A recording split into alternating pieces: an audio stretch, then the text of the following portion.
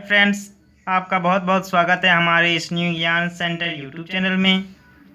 यह वीडियो कक्षा 11th student के लिए बहुत ही ज़्यादा इम्पोर्टेंट रहने वाली है, क्योंकि मैं इसमें आपको भूगोल यानी कि ज्योग्राफी का टर्म टू सब्जेक्टिव एग्ज़ाम के लिए बहुत महत्वपूर्ण 3 नंबर वाले प्रश्न बताऊंगा, जो आपके एग्ज़ाम में डायरेक्ट पूछा जाएगा।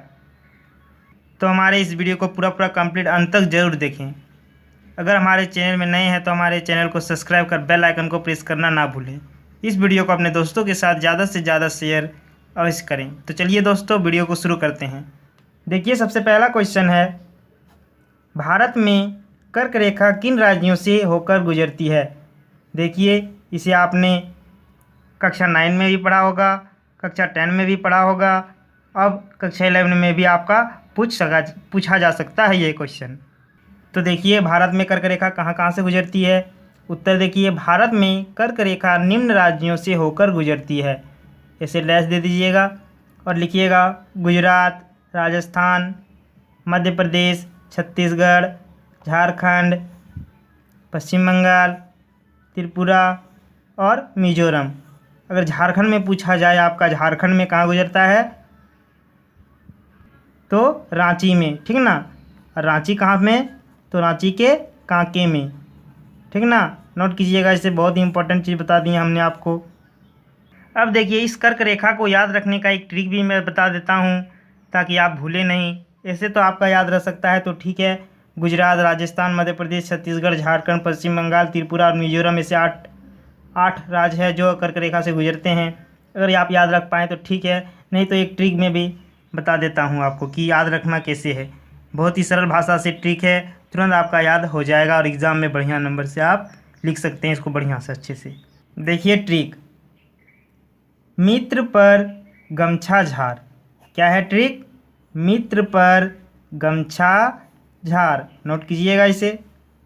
अब देखिए ट्रिक, मित्र पर, ठीक ना, यहाँ तक देख लेते हैं पहले, उसके बाद हम लोग देखेंगे गमछा झार।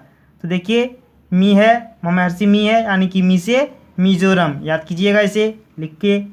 मिजोरम, मी से मिजोरम, त्र से त्रिपुरा, ठीक ना, त्र से त्रिपुरा। और देखिए यहाँ पे प है, प से क्या हो जाएगा, पश्चिम बंगाल, ठीक ना, प से पश्चिम बंगाल, र से राजस्थान। ये 4 हो गया। अब देखते हैं गमछा झार का। देखिए, गमछा झार, ग से गुजरात, ठीक ना, म से मध्य प्रदेश, छा से छत्तीसगढ़ और झा से पूरी झारखंड आपका जाके, ठीक ना। तो इस तरह से आप याद रख सकते हैं, मित्र पर गमछा झार, ठीक ना। ये याद कर लीजिए, आपका टोटल 8 राज्य आपका याद हो जाएगा। चलिए आगे देखते हैं क्वेश्चन दूसरा नंबर का। मृदा संरक्षण के 3 उपाय लिखें। मृदा संरक्षण के आपको 3 उपाय लिखने को कह रहा था। देखिए उत्तर, मृदा संरक्षण के 3 उपाय निम्न हैं। 1 नंबर लिखिएगा, अधिक से अधिक वृक्षारोपण करना चाहिए। हमें क्या करना चाहिए, अधिक से अधिक पेड़ पौधे को लगाना चाहिए, यानी कि वृक्षारोपण करना चाहिए। दूसरा नंबर में है, पर्वतीय एवं पठारी क्षेत्र में सीढ़ीनुमा खेती करके, ठीक ना। नोट कीजिए। और तीसरा लिखिएगा, मिश्रित कृषि को बढ़ावा देकर। मिश्रित कृषि यानी कि 1 से 2 प्रकार 3 प्रकार की कृषि एक ही खेत में किया जाए। आगे देखिए 3वां नंबर का, हिमालय से निकलने वाली नदियों की 3 विशेषताओं को लिखें।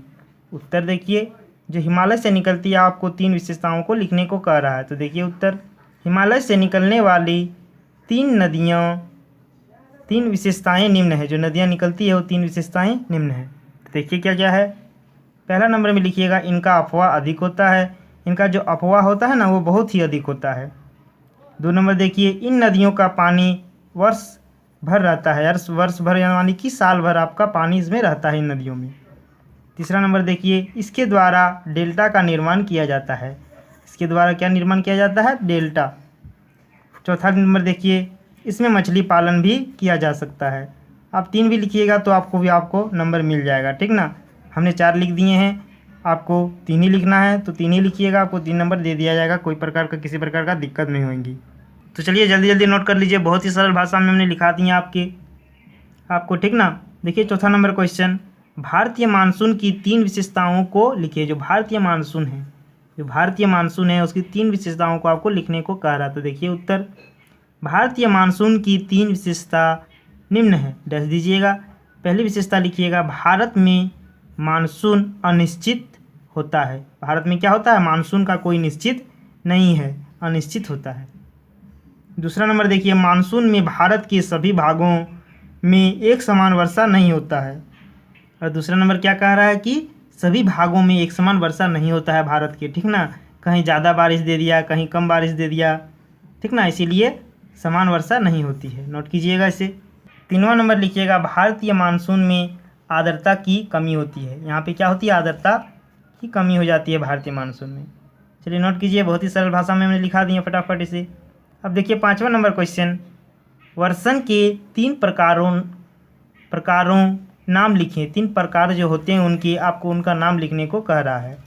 तो देखिए उत्तर, वर्षण के 3 प्रकार निम्न है, तो इसे डैश दे दीजिएगा। वर्षण के 3 प्रकार नाम है निम्न लिख के, ठीक ना। देखिए पहला नंबर, वर्षण जब पानी के रूप में होता है उसे वर्षा कहा जाता है, ठीक ना, या फिर कहते हैं। जब वर्षण जब पानी के रूप में गिरता है, जल के रूप में गिरता है, तो उसे क्या कहते हैं, वर्षा कहते हैं। दूसरा नंबर देखिए, हिमपात, जब तापमान 0 सेंटीग्रेड से कम होता है तब वर्षण को हिमपात वर्षण कहते हैं, ठीक ना। कब, जब तापमान 0 डिग्री सेंटीग्रेड से कम हो जाता है तब, नोट कीजिए इसे। तीनवां नंबर देखिए, कारकापात, यह क्या होता है देख लीजिए, यह वर्षण का एक प्रकार है, ये भी क्या है, एक वर्षण का प्रकार है, तथा यह काफ़ी सीमित मात्रा में होता है। यह क्या होता है, काफ़ी सीमित मात्रा में होता है, थोड़ी मात्रा में होता है, और समय तथा क्षेत्र की दृष्टि से कहीं कहीं ये वर्षण होते हैं, ठीक है, नोट कीजिए, बहुत ही सरल भाषा में हमने लिखा दिए इसे। 6ठा नंबर देखिए, किस प्रकार की जलवायु में तापांतर बहुत कम होता है। किस प्रकार के जलवायु को बताना होगा जिसमें तापांतर क्या होता है, बहुत ही कम होता है। तो उत्तर देखिए, उष्णकटिबंधीय आर्द्र जलवायु विषुवत रेखा के निकट पाई जाती है। इस तरह के जलवायु प्रदेश में तापमान सामान्य रूप से ऊंचा और वार्षिक तापांतर नगण्य होता है। इस तरह की क्या होता है, सामान्य रूप से ऊंचा और वार्षिक तापांतर नगण्य होता है, अर्थात यहाँ पर सालों भर गर्मी पड़ती है। यहाँ पे क्या होती है, सालों यानी कि वर्षों भर आपका क्या जाके गर्मी पड़ जाती है, और सालों भर वर्षा होती है, ठीक ना, दोनों चीज़ होते हैं, गर्मी भी पड़ सकती है या फिर सालों भर वर्षा भी हो सकती है। किसी भी दिन अधिकतम तापमान लगभग 30 डिग्री सेल्सियस और न्यूनतम तापमान लगभग 20 डिग्री सेल्सियस होता है। अधिकतर कितना डिग्री, 30 डिग्री लगभग, और न्यूनतम तापमान लगभग कितना, 20 डिग्री सेल्सियस होता है, लेकिन वार्षिक ताप में अंतर बहुत कम होता है, नोट कीजिए, बहुत ही सरल भाषा में हमने लिखा दिए। अब चलिए देखिए 7वां नंबर प्रश्न, मौसम एवं जलवायु के तत्व कौन कौन से हैं। मौसम और जो जलवायु है उसके तत्व आपको कौन कौन से हैं उसको आपको लिखने को कह रहा है। तो उत्तर देखिए, मौसम एवं जलवायु के मुख्य तत्व निम्न हैं, डैश दीजिएगा। पहला नंबर लिखिएगा तापमान, उसके क्या होते हैं, तापमान महत्वपूर्ण है।